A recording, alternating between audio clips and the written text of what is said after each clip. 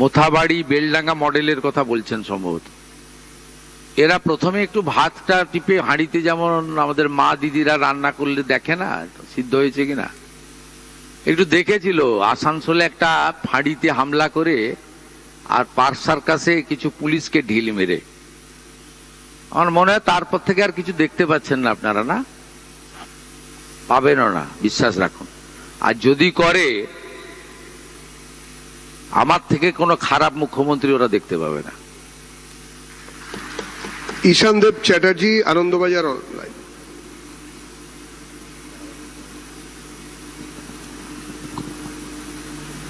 সৌমেন্দ্রবাবু, আপনি একাধিকবার বলেছেন যে এটা কেন্দ্রীয় সরকারের 12 বছরের বিষয়ে সাংবাদিক বৈঠক, কিন্তু পশ্চিমবঙ্গ সবে 1 মাস হলো ডবল ইঞ্জিন সরকারের স্বাদ পেয়েছে।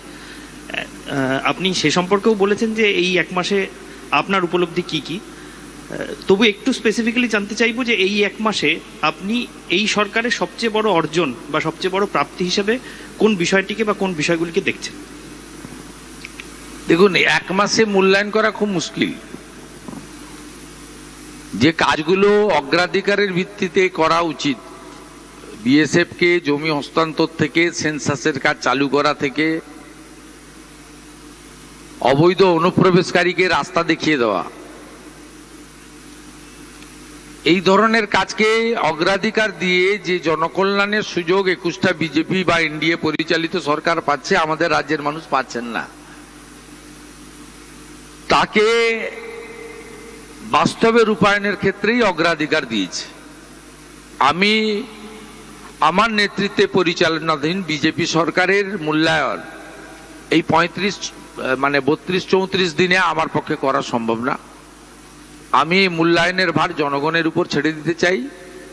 তাদেরকেও বলবো যে আমাদেরকে আপনারা সময় দিতে হবে।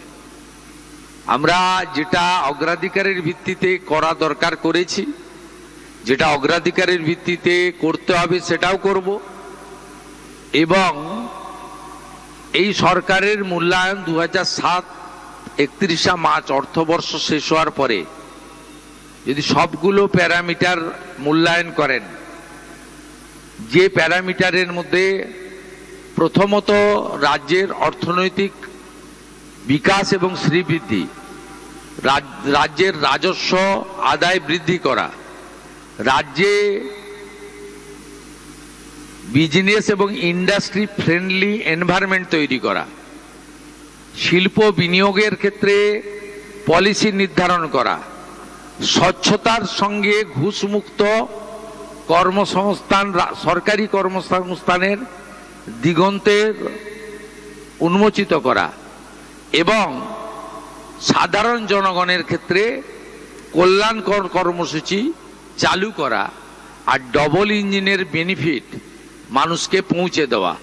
এই প্যারামিটারগুলোতে আইন শৃঙ্খলা তো নিশ্চয়ই, সঙ্গে নারী সুরক্ষা। আপনি যদি মূল্যায়ন আগামী অর্থবর্ষের পরে করেন তাহলে আপনি বুঝতে পারবেন যে এই সরকার শুধুমাত্র দল, পতাকা, ব্যক্তি, মুখ, নামের পরিবর্তন ঘটিয়েছে, শুধু তাই নয়, ব্যবস্থার এবং স্বাদেরও পরিবর্তন ঘটে গেছে। রিপাবলিক বাংলা।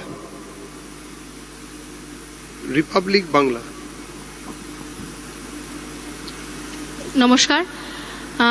ডবল ইঞ্জিন সরকার 1 মাস হয়েছে। আপনারা প্রথম থেকে বলেছেন সীমান্ত সুরক্ষা করা আমাদের মূল টার্গেট, কিন্তু কাকলি ঘোষ দস্তিদার, তৃণমূলের প্রাক্তন সাংসদ, তিনি মুখ্যমন্ত্রী এবং বিদেশ মন্ত্রীকে অভিযোগ জানিয়েছেন, একটি তদন্তের দাবি করেছেন যে প্রাক্তন সাংসদ ইমরান তিনি বাংলাদেশের একটি উগ্রপন্থী সংগঠনের সঙ্গে যুক্ত রয়েছে এবং তিনি এখানকার টাকা বাংলাদেশের সরকার ফেলার জন্য কাজ করিয়েছিলেন। উনি চিঠি লিখেছেন, আমার তো প্রথমত জানা নেই। আর এই ধরনের অবৈধ কাজকর্ম পশ্চিমবঙ্গের মাটিতে যে হয় আমরা জানি, আমি বহুবার বিরোধী দলনেতা হিসেবে এগুলো বলেছি, কিন্তু কোনো পার্টিকুলার ব্যক্তির সম্পর্কে তথ্য ছাড়া রাজ্যের পুলিশ মন্ত্রী হিসেবে আমার বলাটা একটু অতিরিক্ত একটু অতিশয়োক্ত হয়ে যেতে পারে। আমি খুব দায়িত্বশীল একজন নিজেকে স্বরাষ্ট্রমন্ত্রী হিসেবে মনে করি বা মুখ্যমন্ত্রী হিসেবে। আমি এই বিষয়ে তথ্য সংগ্রহ করব এবং যেহেতু চিঠিটা কেন্দ্রীয় সরকারের কাছে গেছে, কেন্দ্রীয় সরকারের এই সংক্রান্ত যারা ইনভেস্টিগেটিং এজেন্সি রয়েছেন বা অন্যান্য রয়েছেন তারা বিষয়টা দেখবেন। তারা যদি কোনো প্রকার সহযোগিতা চায় তাহলে পশ্চিমবঙ্গ পুলিশ, পশ্চিমবঙ্গ আইবি বা পশ্চিমবঙ্গে এই ধরনের কাজ যারা করেন সিআইডি বা এসটিএফ তারা তথ্য সরবরাহ করতে বাধ্য থাকবে। জয়ত্রী নাগ, দ্য ইকোনমিক টাইমস।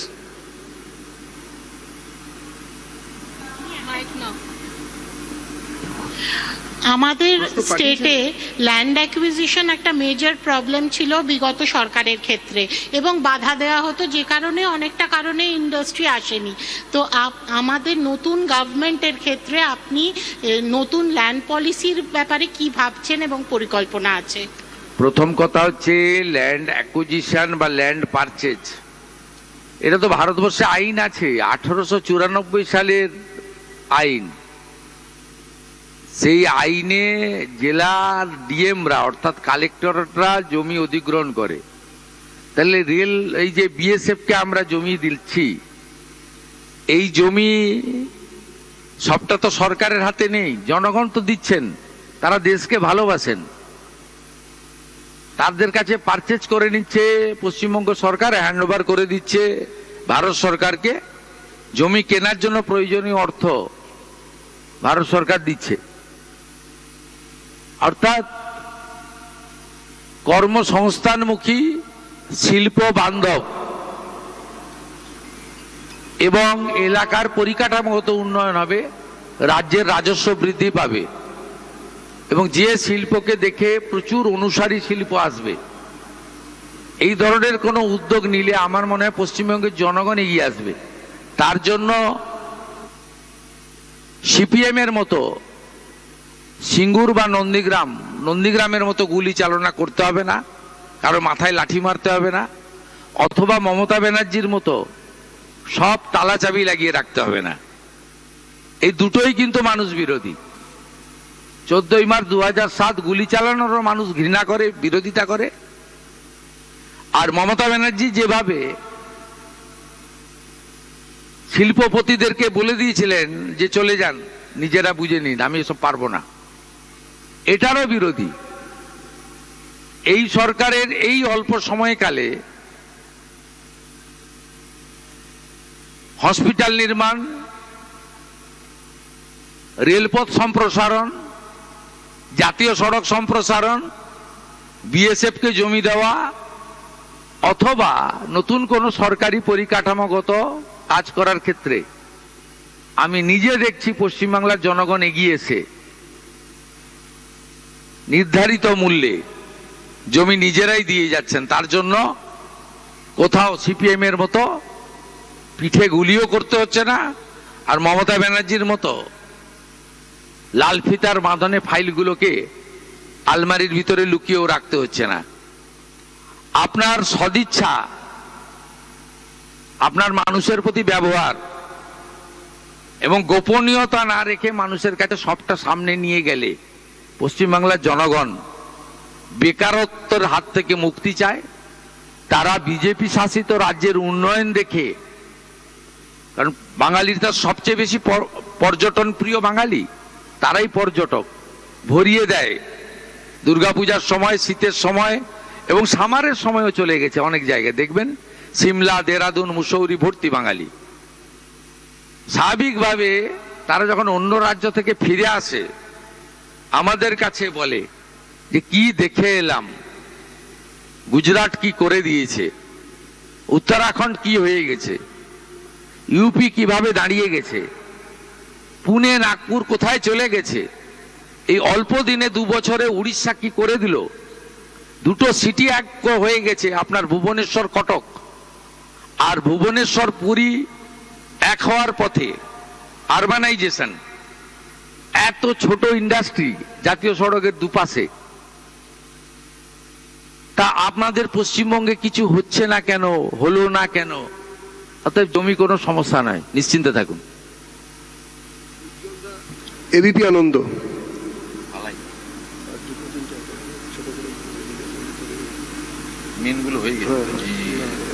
মাননীয় মুখ্যমন্ত্রীর কাছে প্রশ্ন, সেটা হচ্ছে যে আমরা দেখছি 12 বছর ধরে যে সরকার ছিল সেই সরকার কেন্দ্রীয় সরকারের বিরোধিতা করেছে, কিন্তু সাম্প্রতিককালে বেশ কয়েকজন সাংসদ তারা বলছেন প্রধানমন্ত্রী যেভাবে চালাতে চান দেশকে আমরা তাদেরকে সমর্থন করব। এই সংখ্যাটা 18-19, বাকি সংখ্যাটা এই মতে আসতে কতদিন সময় লাগবে বলে আপনি মনে করছেন? আমার জানা নেই এই ব্যাপারে কিছু, আমি কিচ্ছু বলতে পারবো না, আমার কাছে কোনো খবর নেই, সূচনা নেই। স্নেহময় চক্রবর্তী, দ্য টেলিগ্রাফ।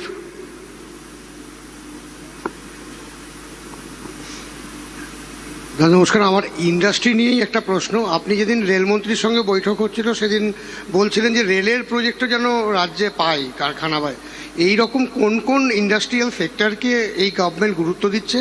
আর সিঙ্গুরের জন্য কি কোনো স্পেশাল প্ল্যান আছে? টাটারা আসবে? প্রথম কথা আপনাকে বলি, কাঁচড়াপাড়া, আপনার খড়গপুর সহ রেলের অনেকগুলো ওয়ার্কশপ রয়েছে, রেল কেন্দ্রিক ইন্ডাস্ট্রি। এখানে ওয়াগান তৈরি, ওয়াগান মেনটেনেন্স, রেলের অনেকগুলো মেশিনারি লাগে। সেই মেশিনারিতে অনেক ধরনের ইন্ডাস্ট্রি নিজে, রেলের যে সমস্ত কর্পোরেশন রয়েছে তারা করতে পারে। আমি সেটাই মাননীয় রেলমন্ত্রীকে তুলে ধরেছিলাম যে নতুন রেল লাইন, আরবি, আন্ডারপাস, অমৃত ভারত স্টেশন, মেট্রো সম্প্রসারণ, নতুন রেলগাড়ি, নতুন rail station, Vande Bharat, bullet train, এসব তো হলো। আপনার যে কটা এখানে ওয়ার্কশপ রয়েছে তার এক্সপানশন করলে আরো কয়েক হাজার ছেলে চাকরি পেতে পারে, এবং এখানে সমস্ত রকমের কাঁচামাল আছে, র মেটেরিয়াল রয়েছে। গড গিফটেড এভরিথিং পশ্চিমবঙ্গে, নেচার গিফটেড এভরিথিং। শুধু চুরিই করলেন তো, কাজ তো আর হলো না। বিগত সরকারের উদ্দেশ্যে এটা আমার বলা। তাই রেলমন্ত্রীকে অনুরোধ করেছি তিনি এই দিকটাতেও নজর দিন। উনি যা বলেছেন আপনারা নিজেরা লাইভে দেখেছেন। মাননীয় রেলমন্ত্রী বলেছেন যে তিনি এই সংক্রান্ত বিষয়ে তার যে পশ্চিমবঙ্গ মিশন রয়েছে, উন্নয়নের মিশন, তাতে যুক্ত করবেন। এটা 1 নম্বর গেল। দ্বিতীয় নম্বর হচ্ছে স্পেসিফিক সিঙ্গুর এবং টাটা। এটা নিয়ে আমি এই মুহূর্তে আপনাদের বলবো না। প্রথমত বলি, টাটাকে এখানে আনবো আমরা, এবং সিঙ্গুরে যে জমি, সেই জমি সরকারের হাতে এখন নেই। বিগত সরকার তার মালিকানা ওখানকার কৃষকদের দিয়ে দিয়েছে, বা ওখানকার জমির মালিকদের দিয়ে দিয়েছে, যারা ওই জমিতে না সর্ষের চাষ করতে পারছেন, না আলু ফলাতে পারছেন, না ধান করতে পারছেন। ফাইনালি যে মাছ চাষের চেষ্টা করা হয়েছিল বিগত সরকারের সময়, না মাছ চাষ করতে পারছেন। ওই মাটির সঙ্গে টাটার রড, সিমেন্ট সবকিছু মিশে রয়েছে। ওই মাটির নেচারই চেঞ্জ হয়ে গেছে। আমাদের শিল্প ও পুনর্গঠন দপ্তরের দায়িত্ব পেয়েছেন এর রাজ্যের অত্যন্ত সিনিয়র 5 বারের এমএলএ তাপস রায়। শিল্প দপ্তরের টিমও ভালো রয়েছে। ইতিমধ্যে আমার কাছে বহু বহু প্রকল্প এসে গেছে। আমি বিগত সরকারের মতো মিথ্যাচার আর ফটো সেশন করতে চাই না। আমি এক্ষেত্রে প্রপোজালগুলো খতিয়ে দেখার জন্য শিল্প সচিব বন্দনা যাদবের নেতৃত্বে টিম বানিয়ে দিয়েছি। সংশ্লিষ্ট দপ্তরে মন্ত্রী এতদিন ছিলেন না, গত 2-3 দিন হলো মন্ত্রী জয়েন করে গেছেন। তারা প্রাথমিক ঝাড়াই বাছাই করার পরে খুব খোলা কথাই বলে দিই, যতগুলো রাজ্য অর্থনৈতিকভাবে এগিয়েছে, শিল্প বিনিয়োগ এর ভিত্তিতেই এগিয়েছে। যতগুলো রাজ্যে বেকার শূন্য হয়েছে, সেই বেকার শূন্য করার ক্ষেত্রে 3 ধরনের প্রক্রিয়া চালিয়েছে তারা। একটা হচ্ছে রাজ্য সরকারের বিভিন্ন স্তরের ভ্যাকেন্সি যোগ্য মেধাবীদের দেওয়া, পুলিশ থেকে শুরু করে শিক্ষক পর্যন্ত। দ্বিতীয় হচ্ছে প্রধানমন্ত্রীজির পিএমইজিপি থেকে শুরু করে, মুদ্রা যোজনা থেকে শুরু করে ব্যাংকিং এর ক্ষেত্রে রেগুলেশন ঘটিয়ে ছোট এবং বড় ব্যবসায়ীদের ব্যাংকিং সুবিধা পাওয়ার মধ্য দিয়ে এবং বেকার যুবকদেরকে সাবসিডি ওরিয়েন্টেড যে সমস্ত বিজনেস রয়েছে সেগুলোতে সাপোর্ট দিয়ে পিএমইজিপি সহ সেখানে একটি কর্মসংস্থানের দিগন্ত উন্মোচিত করা। থার্ড হচ্ছে হেভি ইন্ডাস্ট্রি এবং এমএসএমই সেক্টর, সঙ্গে ফুড প্রসেসিং, হর্টিকালচার এবং ফিশারি সহ আমাদের অন্যান্য যে সেক্টরগুলোতে আমরা ছোট, মাঝারি এবং বড় প্রসেসিং ইউনিট, ইন্ডাস্ট্রি করতে পারি, তার মধ্য দিয়ে কর্মসংস্থান করা। এই ত্রিমুখী, ত্রিফলা যদি কার্যক্রম করতে পারেন তাহলে কিন্তু আগামী দিনে বেকার সমস্যার সমাধান হবে, বাইরে চলে যাওয়া পরিযায়ী শ্রমিকরা রাজ্যে ফিরে আসবে এবং এই রাজ্যের যে বেহাল অর্থনৈতিক অবস্থা, রাজস্ব বৃদ্ধির সাথে সাথে আমরা এগোতে পারবো।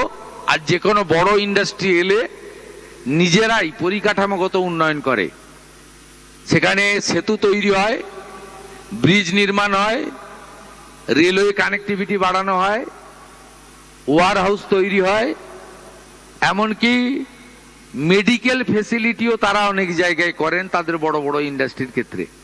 আমি প্রাথমিকভাবে কিছু কিছু কাজ করেছি, কিন্তু এত তাড়াহুড়া আপনারা করবেন না।